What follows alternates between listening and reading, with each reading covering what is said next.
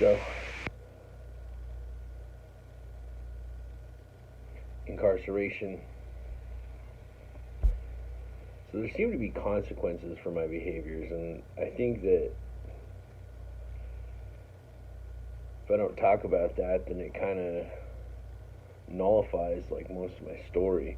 The thing is that I got locked up a lot because I never showed up to probation and I'd get in trouble.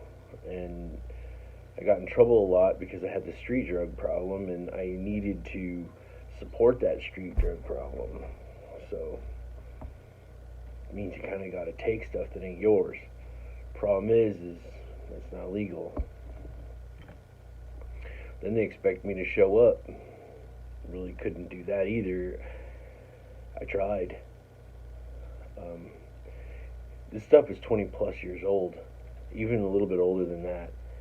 And I'm throwing in a disclaimer. There's some really insane crap that goes on in the jails and stuff like that.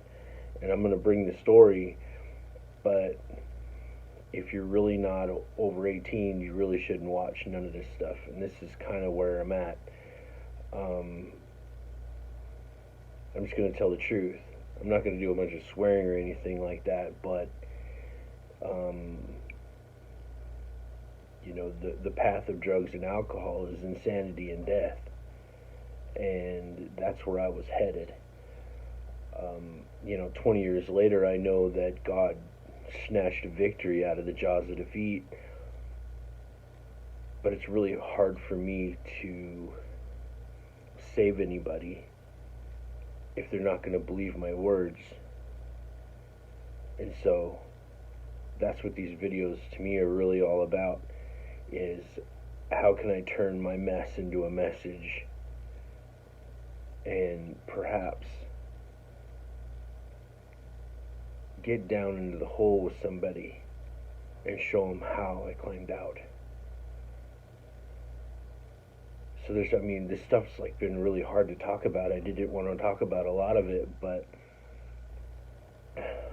I need to preface this stuff because before I go into the stories, they're raw, and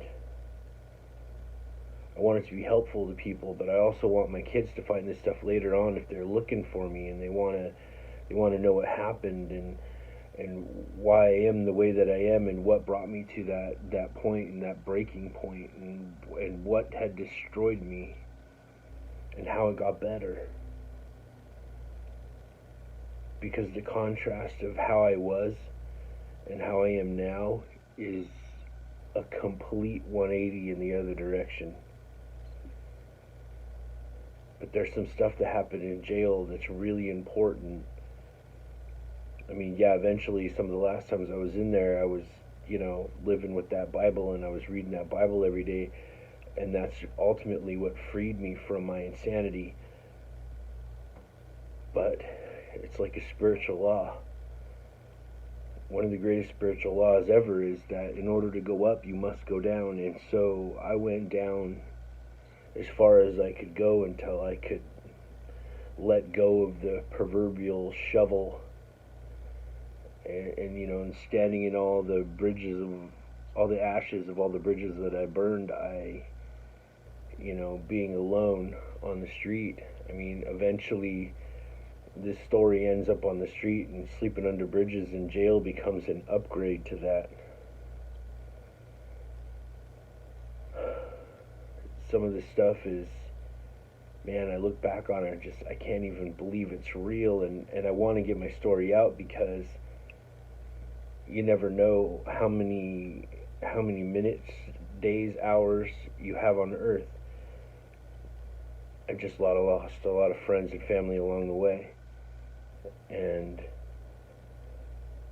on my own personal battle of disease, I had that hep C for so long, eventually it was so debilitating in my mind where I couldn't bring up any of these memories. I couldn't remember any of this stuff because all the toxins that were passing through my liver that couldn't get sorted out of my body were just getting pushed out into my bloodstream. Those toxins get into the brain, and man, I couldn't string two numbers together. It's pretty much just living on instinct. Sorry if you see me look up a lot. I'm looking at the camera. I'm at work waiting for somebody to bring a phone in or make a phone payment. That's what I do. I fix phones now. I also like to point out one of my favorite things my dad always said: if somebody ever treated me like I treat me, I'd have killed him.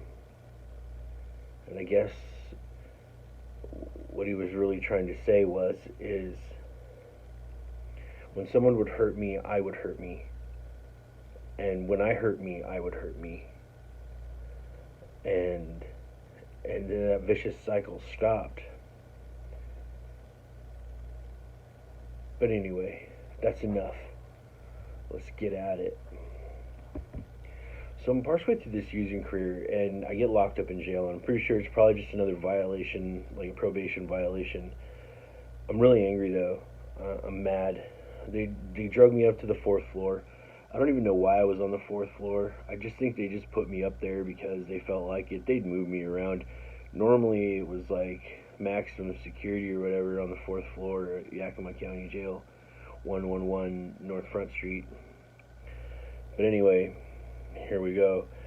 I've been in there a long time, and for me anyway, like maybe a month or something. I'm not sure. I was really frustrated because at first, when I first get into jail, I want to sleep a lot, and that was like my plan.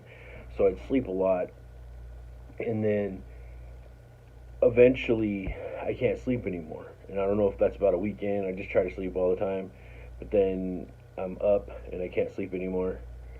Some people try to go to the doctor and tell them they can't sleep, but they would know we're running that game, and they just wouldn't do anything for you anyway because you're in a prison, or not a prison, but you're in a jail. So yeah, that wouldn't work. I think it just snapped that day. I didn't know anything about recovery. I didn't know anything about no 12 steps. I didn't know anything about no Bible at this point that was useful knowledge to me. I just decided. I was sitting there eating food, and I think it was like lunch or something, and I just turned to the person next to me or something. I was like, man, I'm getting out today.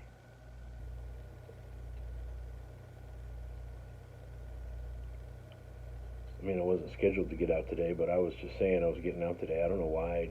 I just like fucking snapped.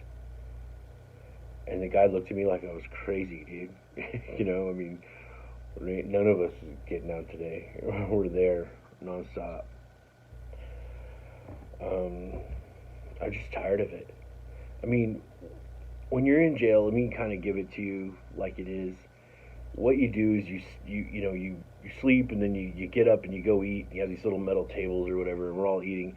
And everybody's telling their war stories, all their stories about what happened on the streets. They're lying about getting pussy. They're lying about, they're innocent. They're lying about, everything. If you're telling people about what you did, you're either bragging about what you did, or you're telling people what you did. But that's basically what it is. So people lie about getting pussy, because obviously if they're getting some, I'm like wondering from who, because this is all male in here. 2, you're innocent and you're explaining why you're innocent. Or 3, you're guilty and you're bragging about your guiltiness. And you end up with some people that are just in shock and they just don't want to talk at all, and that's fine. But later on, you're going to want to know what I just said. If you're ever in a cell and people aren't bragging about the vagina that they're not getting because they're locked up, and they're not either telling you they're innocent because of these other like circumstances or reasons, or they're not bragging about what they did on the streets to get locked up, then you're in a situation you should probably get out of. I'll explain that in a minute. Anyway, so I'm on the 4th floor, and I just get this idea, dude. Now, I'd been running a gun in a long time and been loaded a long time, and I was really freaking sick of it. I mean, I was done. And I didn't know any other solution.